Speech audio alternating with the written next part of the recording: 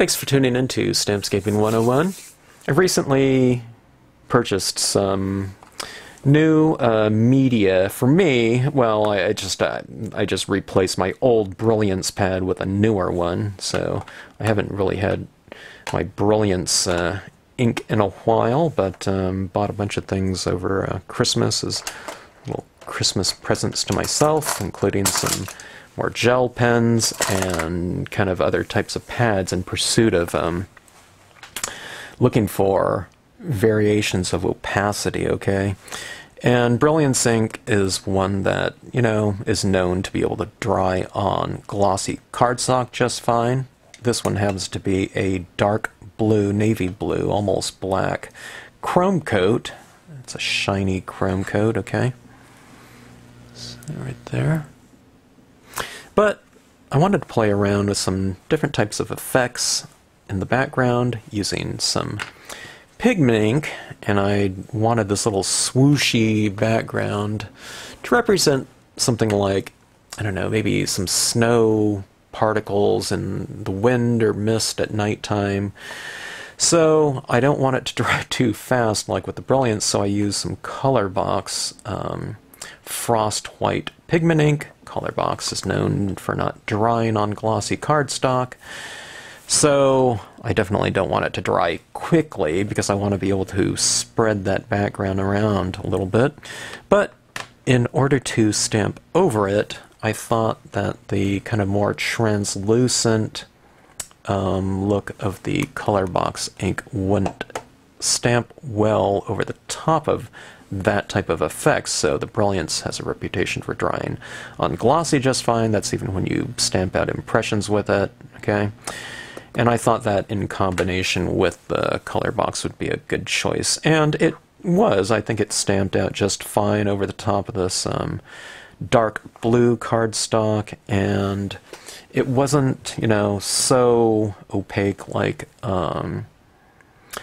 it would look if I embossed those trees in white, which I think would look good too, but in this one, having stamped it in a pigment ink only and not embossed, it allowed for a little bit of variation in the trees, okay?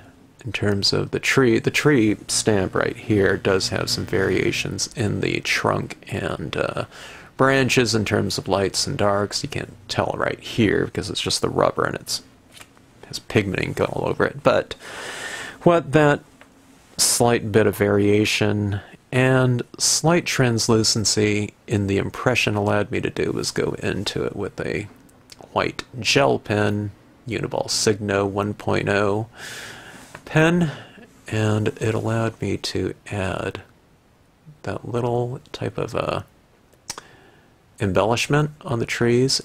Now in this case, I have the wind coming in from the left-hand side like that. So on the left-hand side with these trees, I built up a little bit more of that, I don't know, snow type of buildup on the left-hand side to those, just to reiterate the wind direction and this idea of frozen moisture traveling through the air. Okay, and then you can see, of course, the white gel pen used to create stars in the background, a little bit of a Milky Way. So, 3 layers of depth. We have stars, this little frozen breeze in the background, and the trees in the foreground like that. So, 3 layers of depth, all using white, and creating a little bit of variation in terms of texture and, I guess, dimension, just with a very minimal palette in terms of media and the usage of it in terms of the textures created from it. So it's an easy card. This one happens to be a, you know, fairly large card. I think this is 8.5 by 5.5. It's like a half page of a I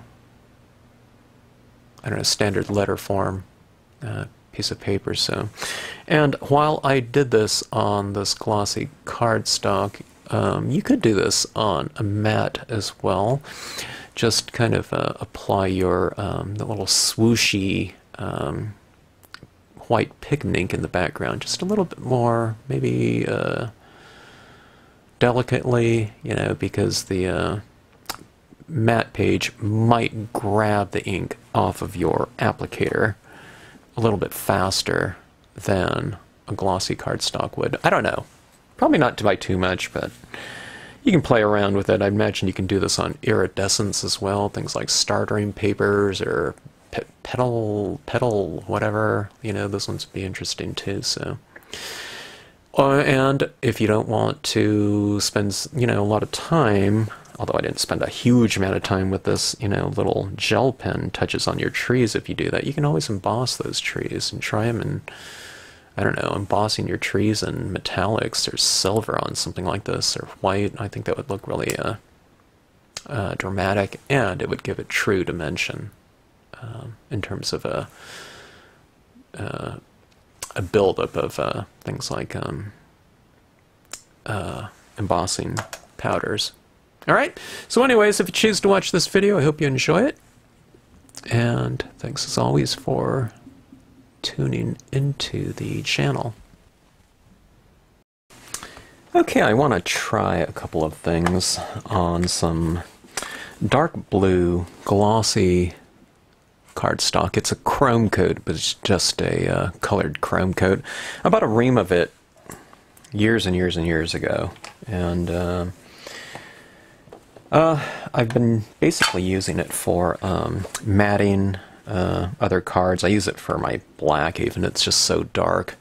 It looks like, I don't know, it's navy, almost black. If you hold it in a certain angle, it looks really black.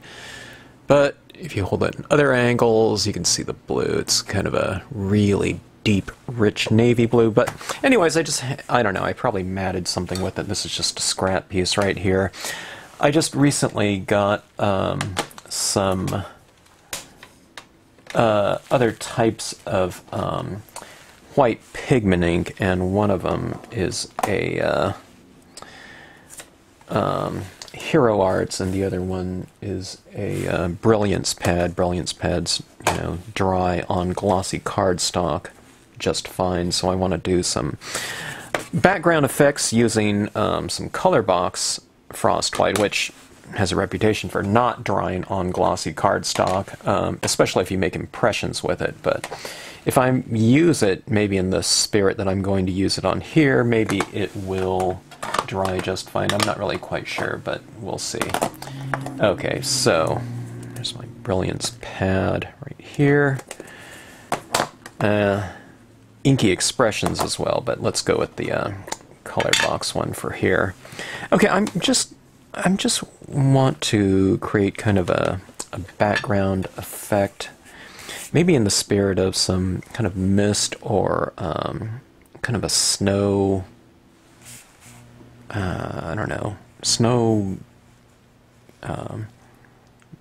mist? Snow mist? I don't know if that's the word, but kind of just some snow, maybe snow dust? I don't know, whatever you'd call it. In the breeze or wind, okay? And I'm just applying this with a clear snap stylus tool here. Just seeing how this will flow. I've tried this on some matte paper as well. The matte paper worked out pretty good too, but it was kind of grabbing at the stylus tool a little bit, because just, you know, the nature of matte paper, it's a little bit more absorbent because it's not sealed. So I thought I'd try with the glossy and see what I can come up with.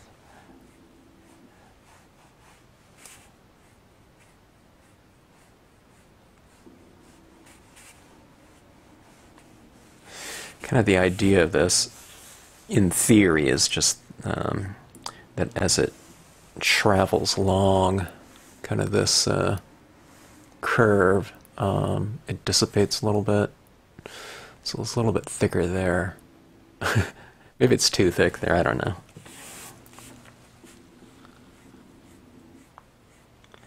But I always want to play around with some different looks here and, I don't know, see what I can come up with. This isn't an instructional video as much as it is a kind of exploration.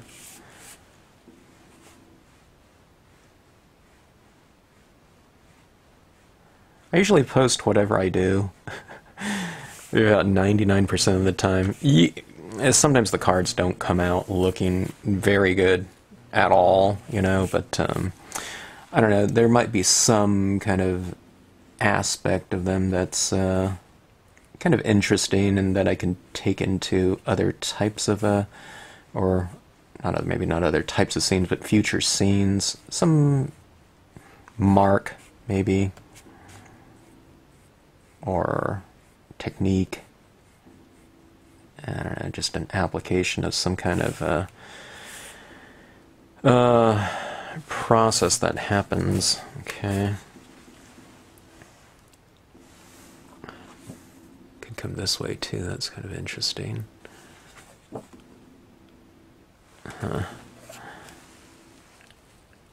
Okay, let's go for some kind of lighter strokes in the background. Maybe it looks like it's a little farther back. I don't know. Let's do this. I'm just kind of trying to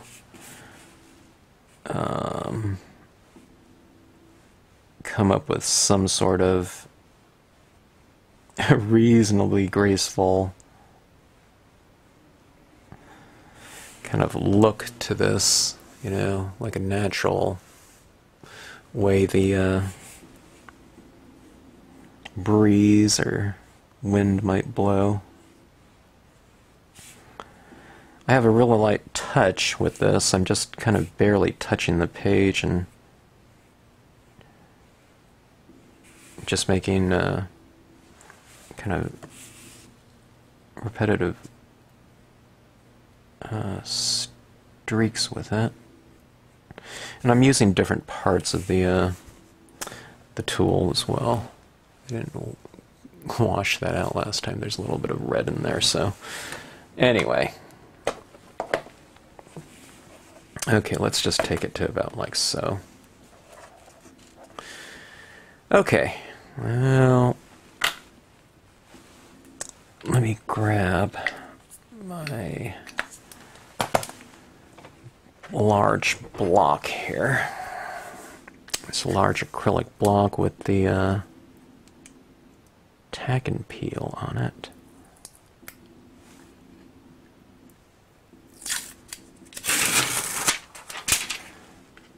Okay, I'm going to go with one of my large leafless pines. You've seen this used in other videos. And let's go with the Brilliance on here.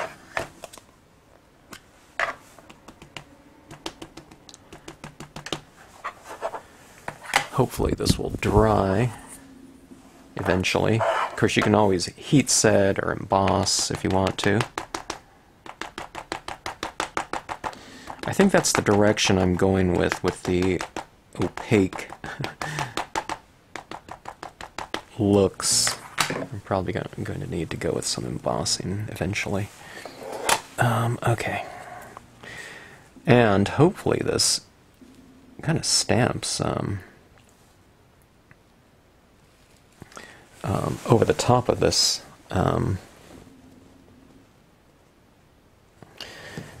clear snap Colorbox white. I don't even know how this will take.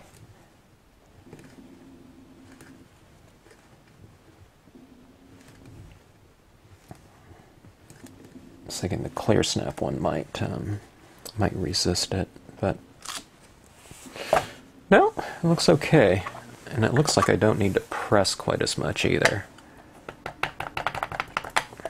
That looks pretty good for now. Sometimes pigment inks dry a little bit different than what they look like when they're first when the impressions are first made.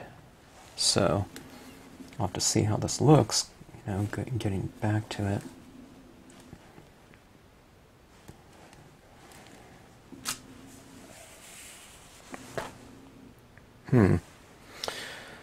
It's not too bad as far as the look goes.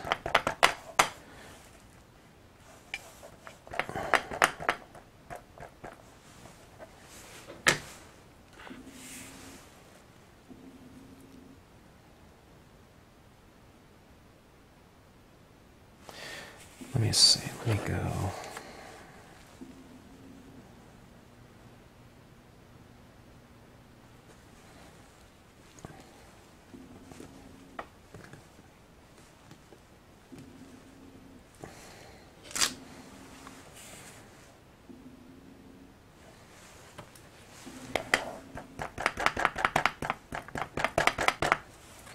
And again, this is the Brilliance Moonlight White.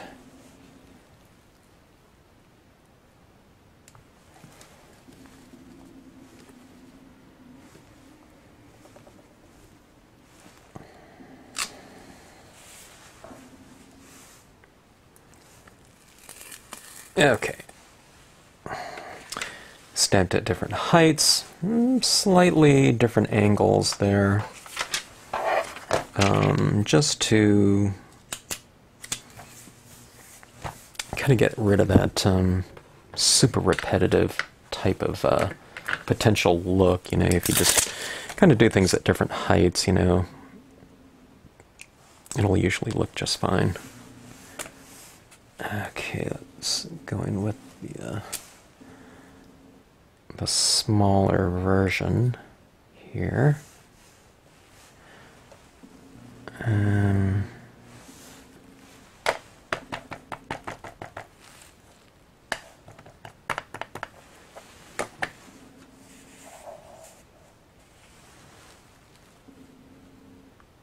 Just for a little bit of a different scale.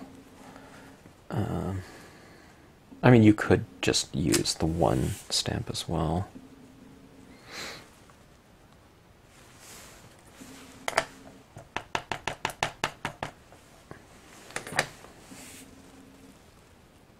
Okay. It'd be interesting to get different colors of Brilliance. I need to see if Brilliance comes in like a silver or something like that, but these trees look kind of interesting in a metallic as well. Or white and silver, maybe. I don't know. Just for some variation, gold. I mean, you can certainly emboss these too. For, you know, a true, for true dimension.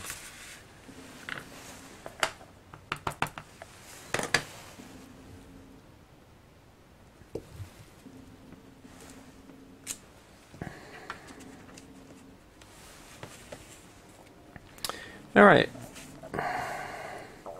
Pretty simple composition, 2 stamps. You could use one, just stamped at different heights.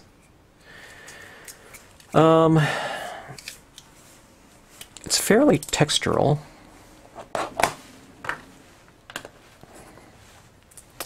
Now, I tell you what, let's add some additional texture in here. I mean, see this, I think this would look just fine without the, you know, that little swoosh going on in the background, but I know it adds to it a little bit. I think maybe not going so thick right there would have looked a little bit better, but,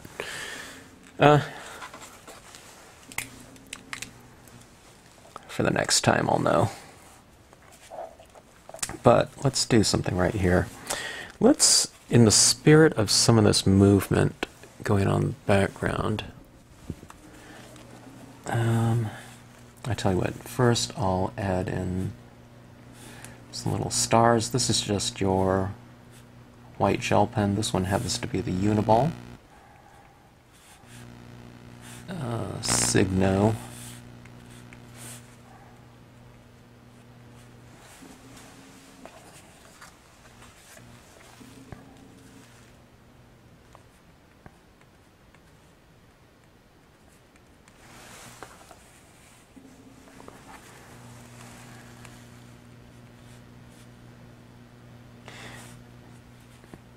vary your star sizes every now and then for additional variation.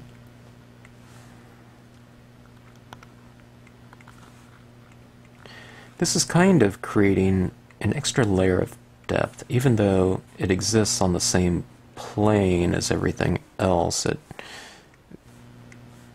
To me, it kind of visually represents something farther back in the distance, right?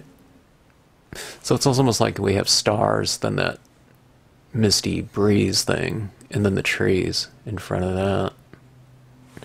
So it's like three, very distinctive layers in terms of whatever representational depth, I guess you might say.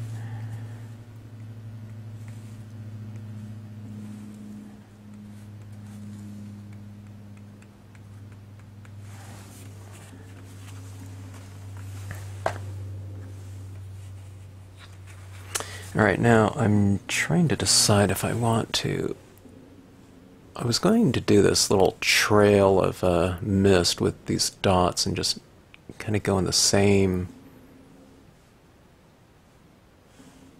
kind of direction as that mist, but you know what, I don't think I'm going to do that. I think that it's kind of busy enough with these little stars that I put. Maybe if I put less stars on there, it would have been okay, but let me see if I can get some really small dots in here just by barely touching my pen to paper. Yeah, actually, I'm kind of going at a bit of an angle. This is a 1.0 millimeter, 1 millimeter.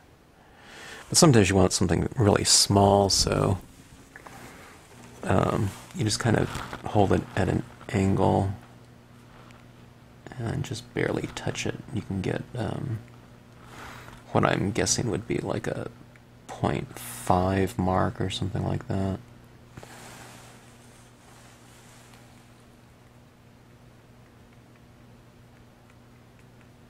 Periodically, try to cluster your stars if you want it to look, somewhat natural. There's something in us, I believe, that seems to want to create pattern, maybe. So our stars end up all being like a quarter-inch, apart from each other when I see my work and other people's work. So I have to consciously kind of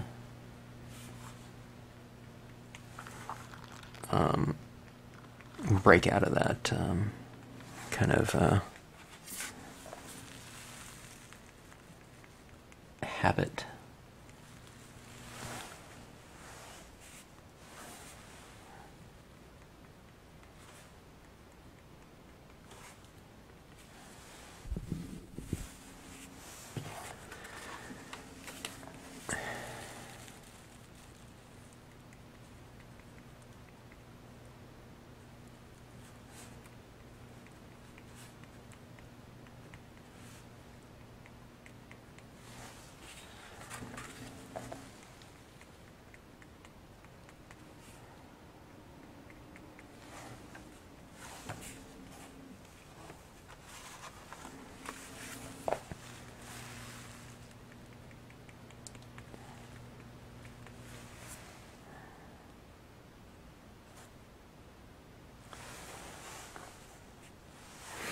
Alright, now,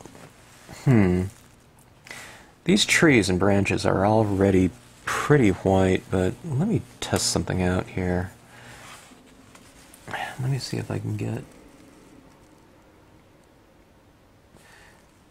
I think I can get a little bit of variation on some of these. Just the way the design's kind of drawn, there's a little bit of value in it in terms of grayscale. So if I put this solid kind of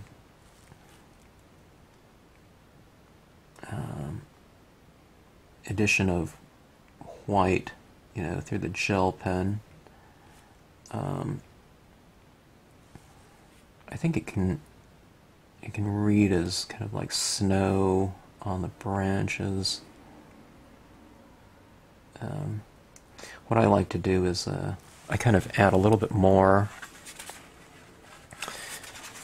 in the where branch meets trunk. I kind of put a big blob of it there, and less that on the branch, if any. And again, just to create a little bit of variation.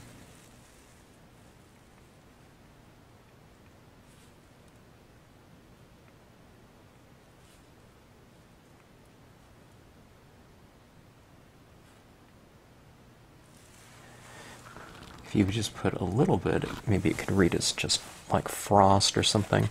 And I tell you what, since the wind seems to be blowing from this direction, maybe I'll put a little bit more of this kind of buildup of snow or whatever on this side of the tree facing that wind. How's that?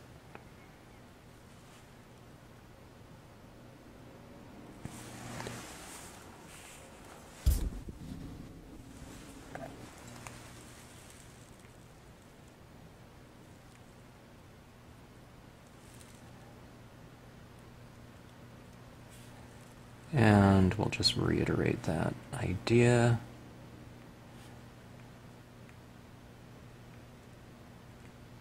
On the other trees, maybe the smaller trees won't have as much, I don't know.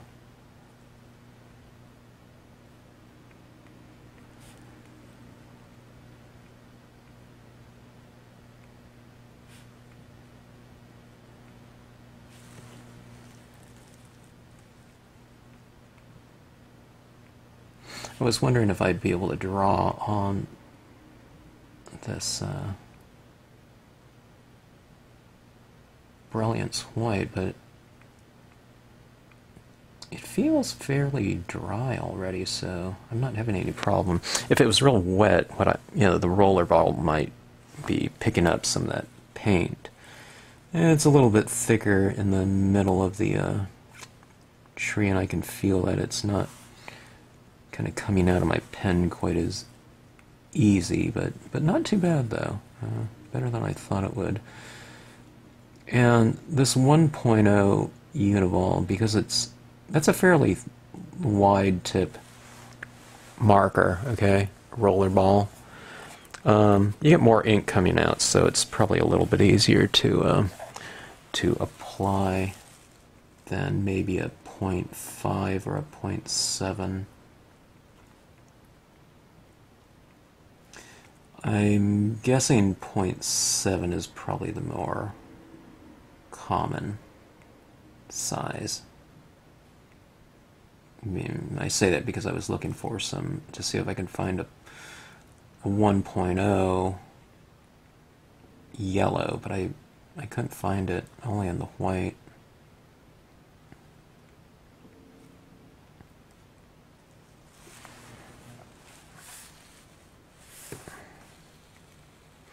Okay, so this is kind of defining the trees a little bit more.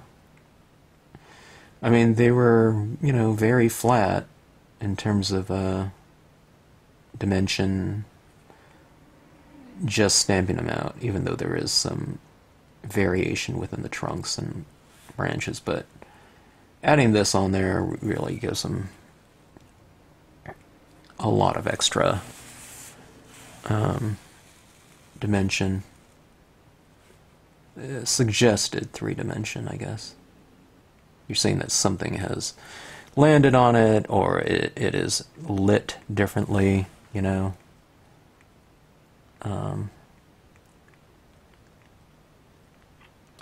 Across its space and shapes.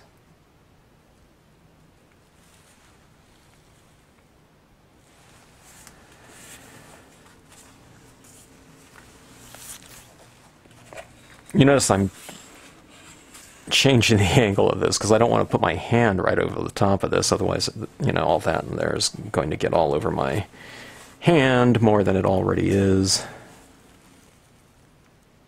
Okay, here's a big tree.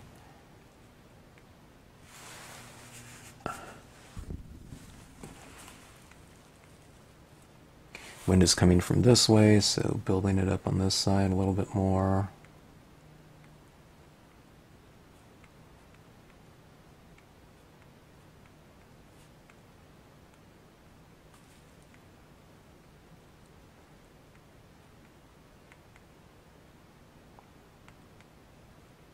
This is a fairly large scene for me. It's about a half page, I guess.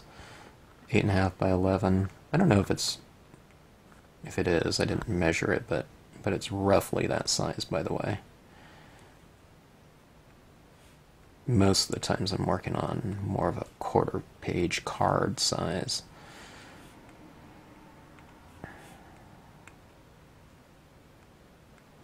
You don't have to be too careful about your addition of,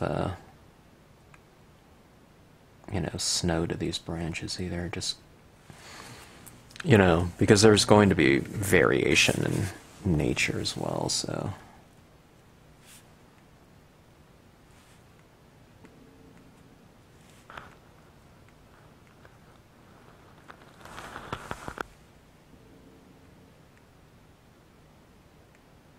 And this is a really... I love doing these types of little finishing, little flourishes, details, on things, just to kind of tweak it a little bit.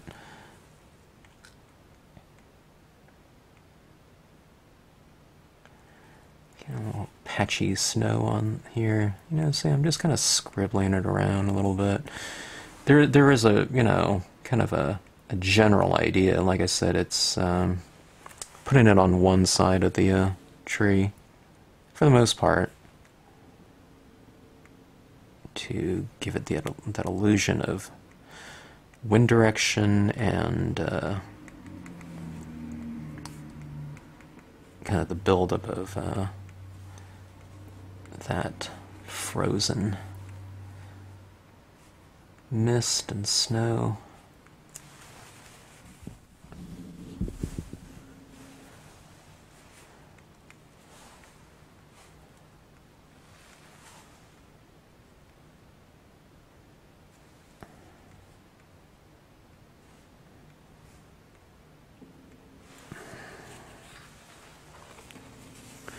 Okay, here's a little bit of close-up of those trees.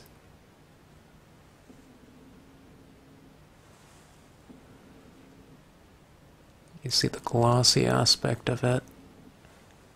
And like I said, you can emboss these too. Embossing would give it really some true dimension. I don't know if you can go back and add some additional tone to it. Maybe not, because, if we did this in white, it would be very, very white.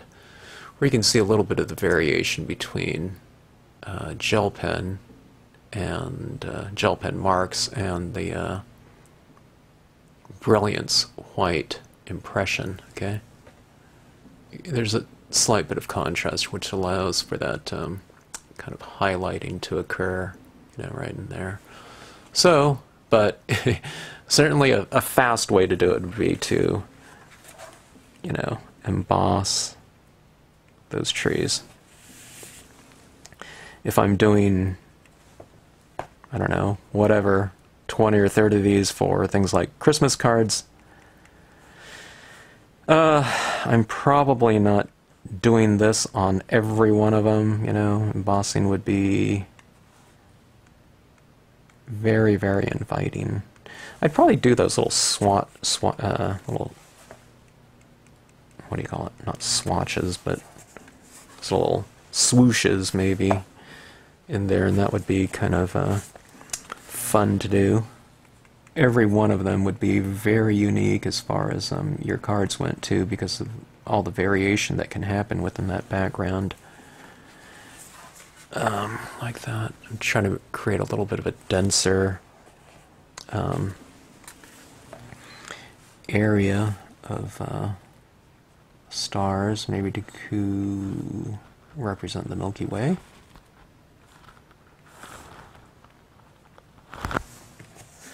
just right here. I mean, that wasn't planned. I just thought, okay, that's kind of getting a little bit thicker in that trail. Rather than doing the whole thing that way, you kind of make it a little bit denser along a given path. Okay, I've lost my tiny dot. There we go.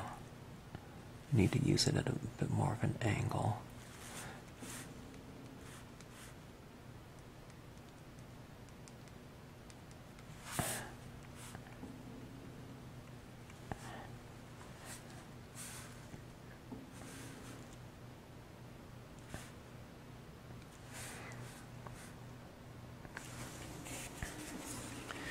Alright, something like that.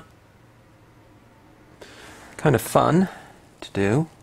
Certainly a fun technique, and, you know, pretty minimal in terms of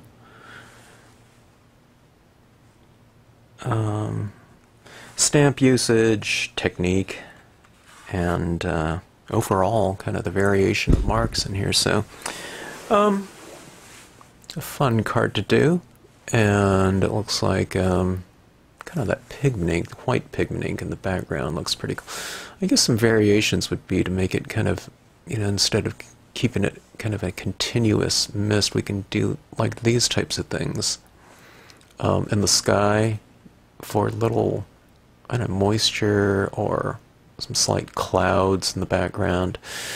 And like I said, maybe playing around with some metallics would be interesting with this. Type of look.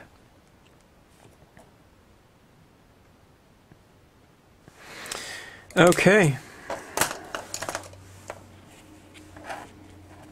Slight variation on some other techniques that I've done in the past. This reminds me, that little swooshy background reminds me of the one on I can't remember the name. It's that kind of iridescent paper, Stardream paper, where I did kind of a dark applications of ink in the background, stamped over in black. We're just kind of doing the opposite, but using opaques and translucents in the form of pigment inks. So it's kind of a different way to go.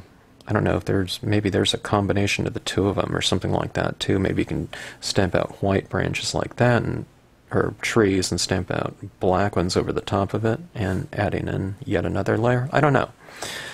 Be something to look into and to explore. So I don't know. Just a really fun card to do.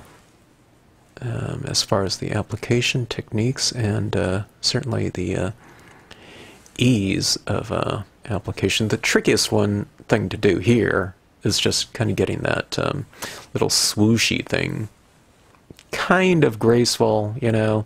By the time you stamp over the top of it like that with other types of imagery, though, it really pushes what you've done, you know, in terms of that application of pigment ink really far back in the distance visually. So it's not really so important, but what I'm getting at here is just, I would just use a very light touch, okay? And I'm not using this like in its flat surface. Most of the times I'm kind of hitting the edge of it like that and applying it like that. And to get a thicker look, I might press a little bit harder, but for the most part it's getting it in repetition. So, but I don't know, that it's not like a technique or anything like that. That's just what I played around with in this scene here. So there's probably a lot of things to learn to get that look going in somewhat of a graceful manner in the background. I'm no painter, so I'm not really used to doing that type of application. There might be some brushes that might be able to be used too, I don't know, to get like a really softer application of it, but I don't know, the sponges are fine too. Cosmetic sponges maybe would be good too. Maybe having that angle on the side of them might be kind of add some sort of interesting kind of texture in the background. So anyways, I hope you enjoyed this card scene, and if you have any questions, drop us a note in the comment section, or if you have questions about the line, check us out at stampscapes.com. Thanks for watching.